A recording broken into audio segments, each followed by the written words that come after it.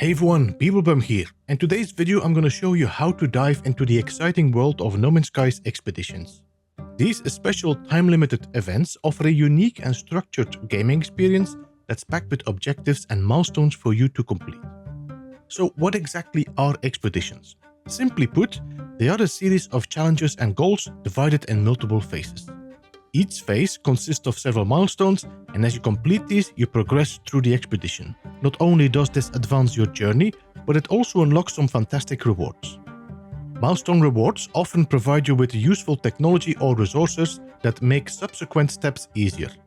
And the big phase rewards, these can include cosmetics, items, and titles that you can claim on all your saves, both existing and newly created. Since the Omega update, you can now start the expedition in two different ways. The original way is by starting a new save from the main menu. If you have a free save available, you can select New Save and then in the Game Mode menu, select the Expedition button. If you cannot start an expedition, then most likely there is none available. Just double check with the community to make sure you are not missing out. Normally it should show the remaining time available if an expedition is ready to partake in. The second way to join an expedition is from existing saves. This method allows you to prepare better for an expedition and transfer over some preparations for your playthrough. To start an expedition from an existing save, enter the anomaly. Between the Nexus and the Quicksilver Merchant, you will find the Expedition Terminal. From this terminal, it is possible to enter the expedition mode. Here you can select technology and resources and place them in the terminal to transfer over to the expedition version. I prefer to store technology like the MK2 refiner, an endium drive, the advanced mining laser, an economy scanner, and so on. These will greatly improve the efficiency of your expedition. In the cargo slot, you can store resources that might come in handy. For example, chromatic metal, hyperdrive fuel, launch fuel, and more. All these will later then be collectible after you start the expedition and reach the anomaly. It will also be possible to copy over your current multitool and starship at a nanite cost. This means you can also prepare by selecting the appropriate ship and tool before starting the expedition. Once you start the expedition, no matter if you started from an existing or a new save, the beginning will be just the same, starting you off on the same planet as every other player participating in the expedition. After the cinematic pan and introduction to the world are completed, my first advice is to open up your options menu. Go to the network settings and check if you wish to have the multiplayer enabled. They also recently made it so that PvP is now disabled in the expeditions, but it might still be smart to double check yourself. Take into account that most likely you will start the expedition with multiplayer enabled, which means the pause menu will not pause and the world will continue to be active. This is especially important when you start on a planet with harsh environments or hostiles. While multiplayer adds a fun experience to the expedition, it also causes way more bugs and issues, especially in the first week of an expedition release. Once you have initialized the game, you will find yourself on a planet picked by Hello Games. Every player in the expedition starts on the same planet and follows the same path to the predetermined rendezvous points. Before doing anything, open up your expedition tab and check the milestones and rewards for completing them. Many rewards are resources or technologies that will help you complete the other milestones.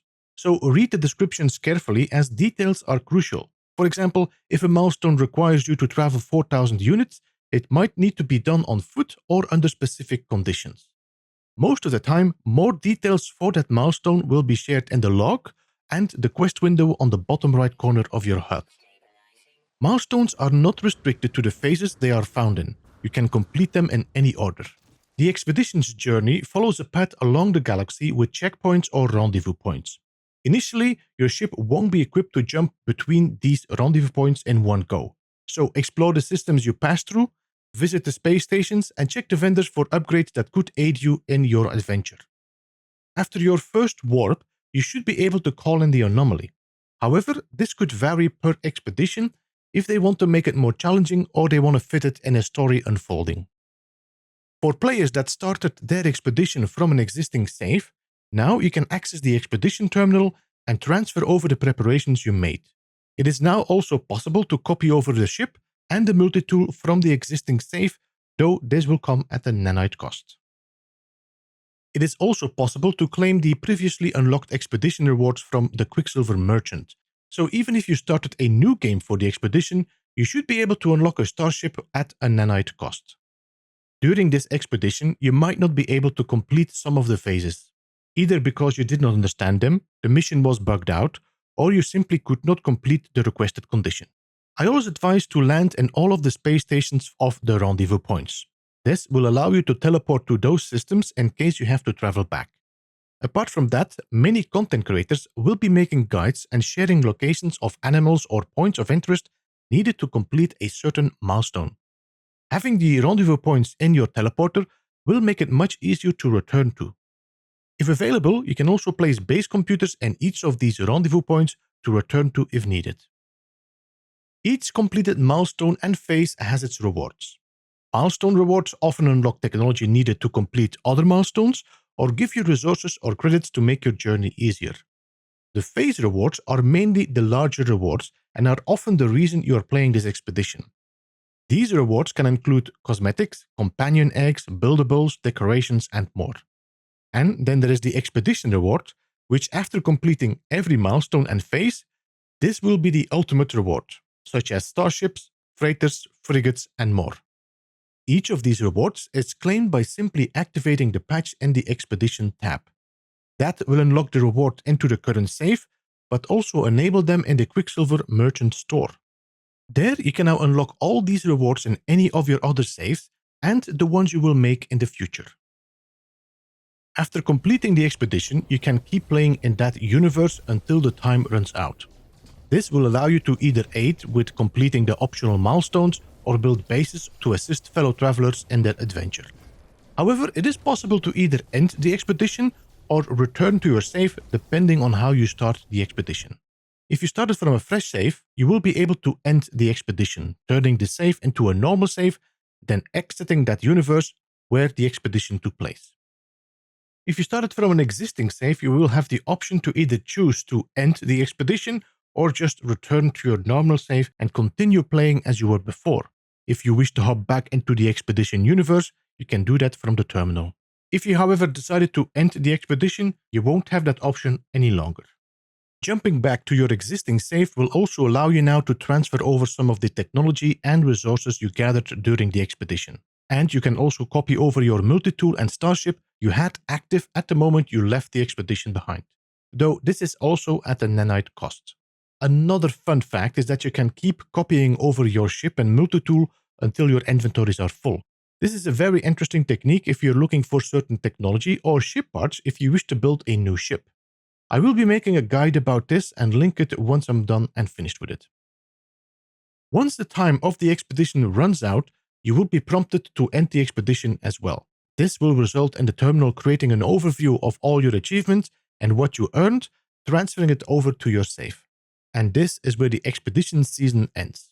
Before we end this guide, a short little explanation about optional milestones. These are community-driven milestones, where you can choose to join and add your efforts to ensure the progress bar is filling up. It's very similar to the Quicksilver missions. You can push the progress bar to unlock extra rewards or resources by doing Quicksilver missions. Some of these rewards are either made to make the expedition easier or will unlock extra cosmetics and such in the Quicksilver store. By selecting the optional milestone, you should get extra information on how to help. You can find more of that information either in the log of the pause menu or the mission window at the right bottom of your HUD. Each expedition has its own charm and challenges. I hope this guide helps you to get the most out of them. When new missions of expeditions are released, I try to make a dedicated guide to give you a head start. And normally I try to update the end screen to suit the latest expedition. Now if I didn't, I probably forgot, so just comment below if that is the case. Either way, check some of these videos here for more tips and tricks for the latest expedition. And if you liked this video, hit that thumbs up and share it with your friends. Thank you so much for watching. This was Beeblebum. Goodbye for now.